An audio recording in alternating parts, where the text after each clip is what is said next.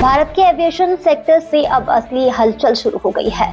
दिसंबर 2025 के आखिरी दिनों में सिविल एविएशन मिनिस्ट्री ने 3 नई एयरलाइंस को एनओसी यानी कि नो ऑब्जर्वेशन सर्टिफिकेट जारी किया है, जिससे इंडिगो और एयरलाइंस इंडिया के दबदबे को चुनौती मिलने की उम्मीद बढ़ गई है।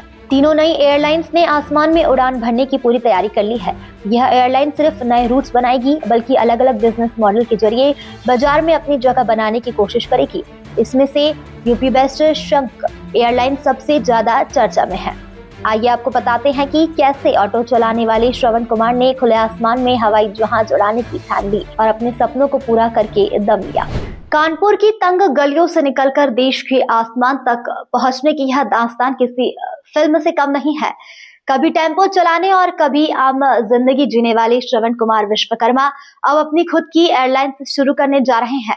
हवाई चप्पल पहनने वाले लोगों को हवाई सफर कराने का सपना दिखाने वाले श्रवण ने उत्तर प्रदेश की पहली एयरलाइंस का सपना संजोया और उसे शंख एयरलाइंस नाम देकर साकार करने की दिशा में एक और कदम आगे बढ़ा दिया है। श्रवण कुमार शंख केयर के फाउंडर और चेयरमैन हैं।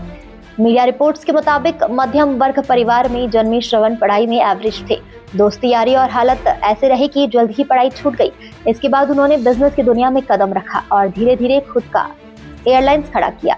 उनका पहला बड़ा काम सरिया का बिजनेस था। इसके बाद उन्होंने सीमेंट, माइनिंग और ट्रांसपोर्ट सेक्टर में अपना हाथ आजमाया, ट्रकों का बड़ा बेड़ा खड़ा किया और यहीं से उनकी कारोबार को पहचान मिली।